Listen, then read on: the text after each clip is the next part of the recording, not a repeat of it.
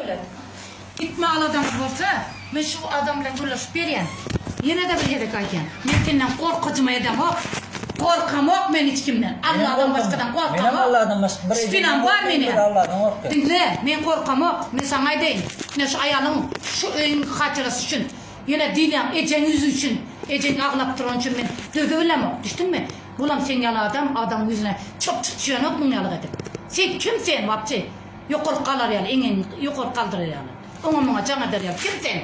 Aydan kim dur arkanda? Atok sen kim? Arkanda durma. Ben hiç kim? Bolya. Ben sen kolun bolup dinle. Çıtayı bir yakıp hem yere gir çıktım. 100 kapıdan gir çıktım.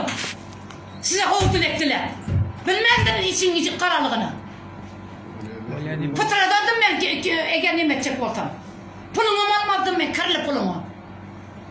$2,500 kırlı pulum bana gerek gel düştün mü? Ne? Evine. O düşündür o değil, gitmeli al adamı olsa dinle. Şol adam bilen görüştürüyen.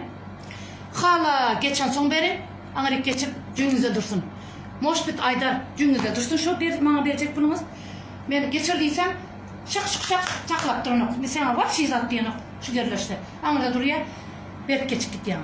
Hala, dinle. Hala berde verirsin, hala da berde durup karışar, hala da içine girip karışar. Seni şuna adam gözle bakıyorum ben. 3 adama ayıp doğru. Birem Ümiden Eri, kuraktır aeroportum. Komitenin başkanı.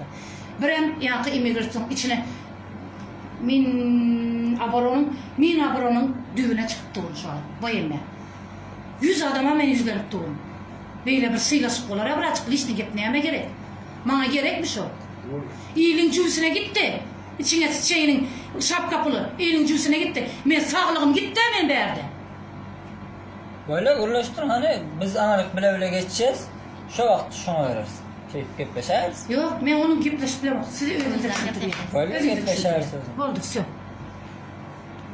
Değil yani. Bu iş aslında şundan